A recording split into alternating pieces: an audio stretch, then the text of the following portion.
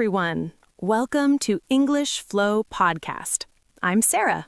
And I'm William, and we are really, truly happy you are here with us today. Now, I want you to think about something for a moment.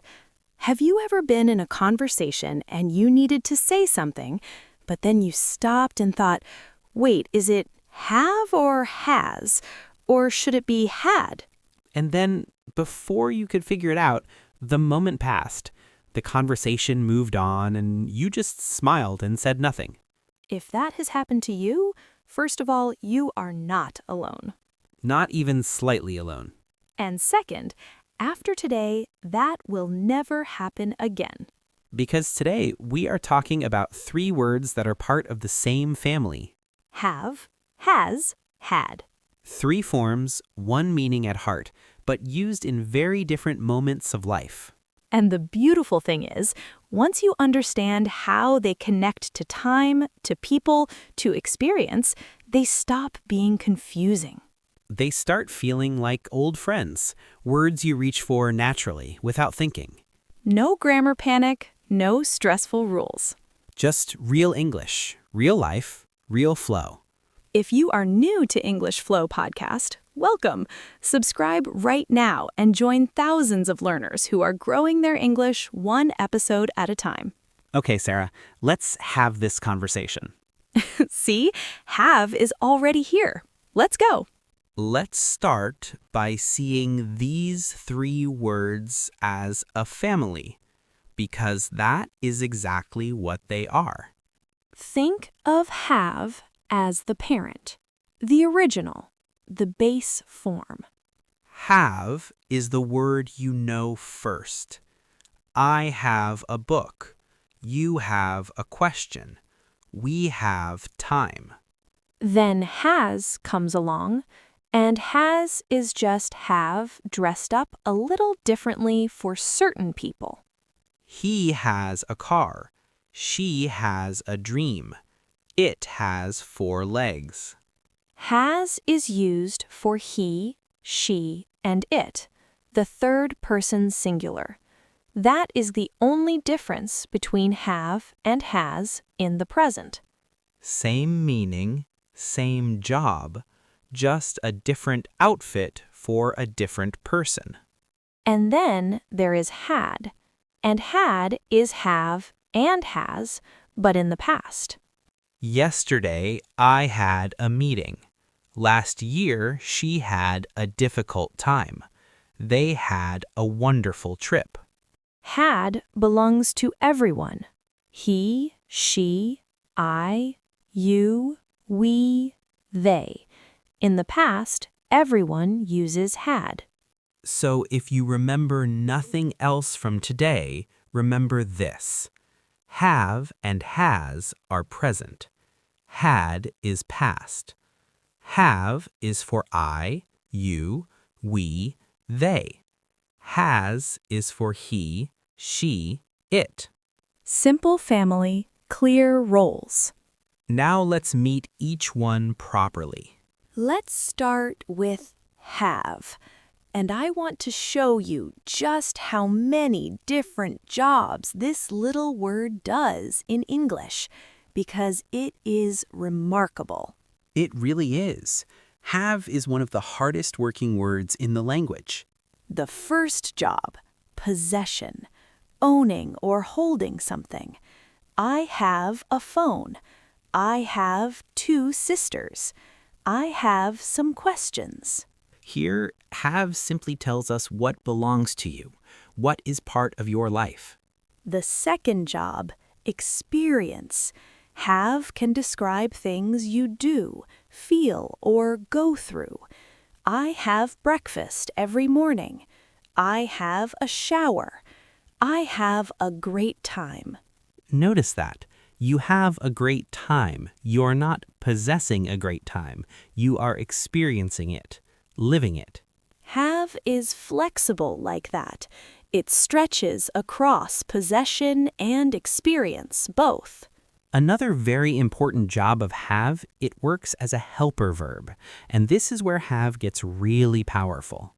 When have comes before a past participle like eaten, seen, done, finished, it creates what we call the present perfect.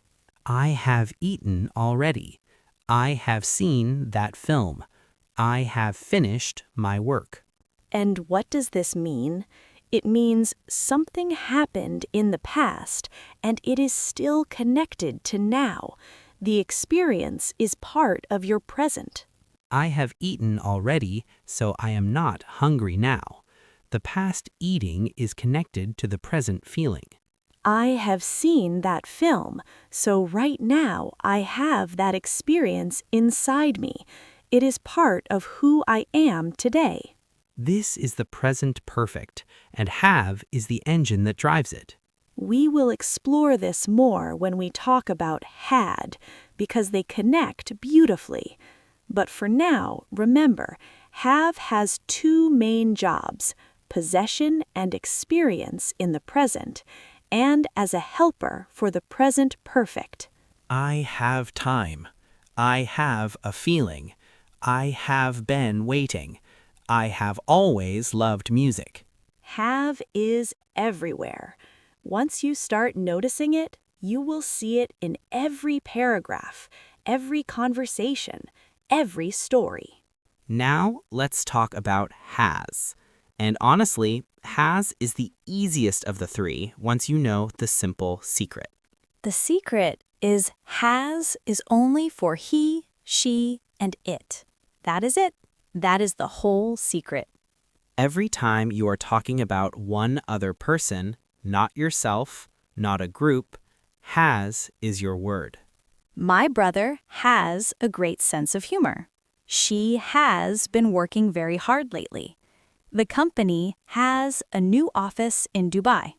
My brother, he, she, the company, it. All third person singular. All need has.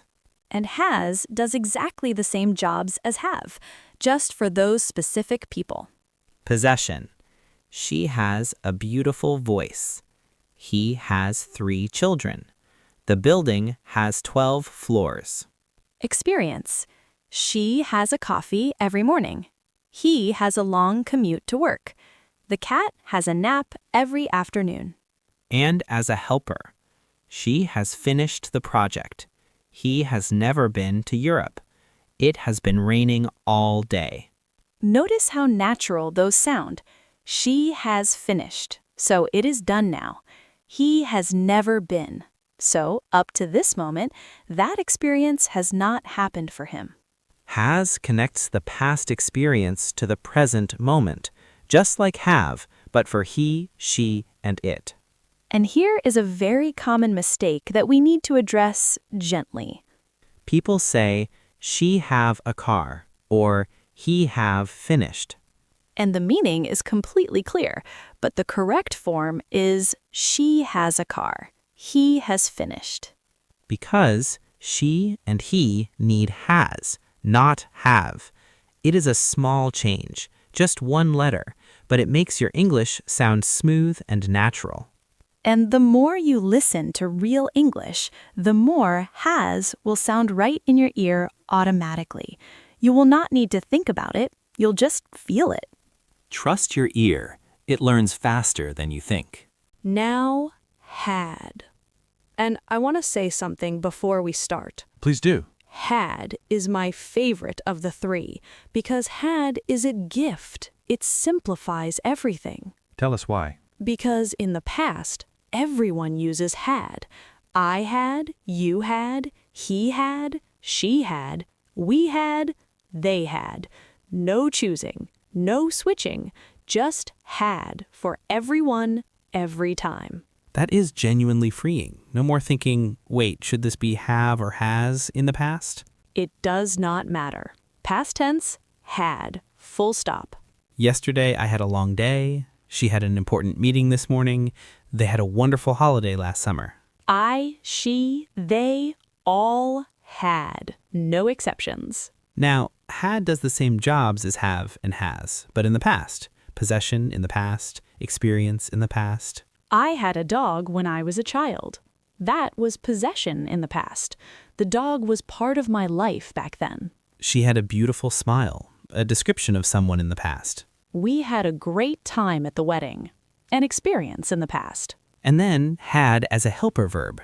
This creates what we call the past perfect. The past perfect is when you are already talking about the past and you want to describe something that happened even further back. A past inside a past, like a story inside a story. For example, when I arrived at the station, the train had already left. 2 past events. Arriving at the station, that is 1 past moment, but the train leaving, that happened before the arriving, so it uses had left. By the time she called me, I had already heard the news. She called, past, but I had already heard, that happened first, earlier in the past. Had left, had heard, had finished, had eaten, had been. These are past perfect forms. And they help us tell stories clearly. They show the order of events. What came first? What came second?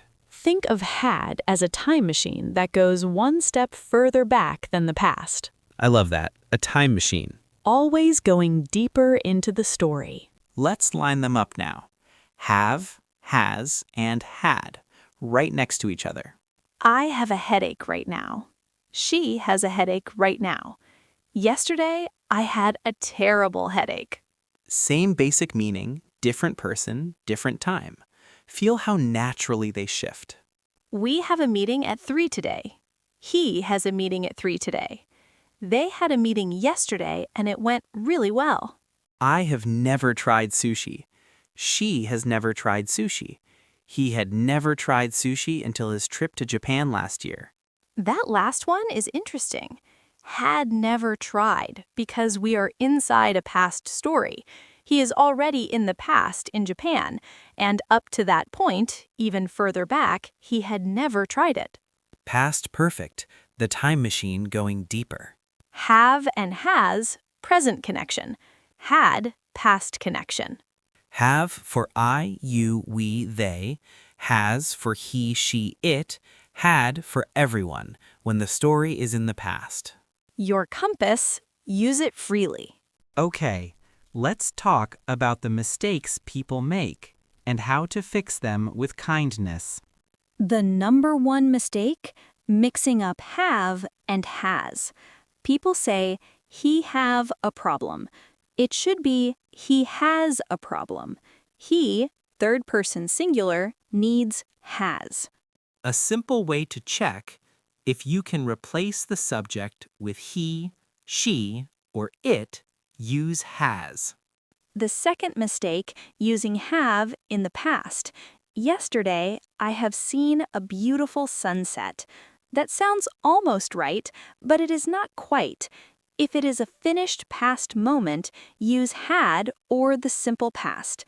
Yesterday, I saw a beautiful sunset. Or in telling a life story, I had never seen a sunset like that before. The present perfect with have and has is for experiences that connect to now. If the time is clearly finished, yesterday, last year, in 2010, the simple past often sounds more natural. Great point.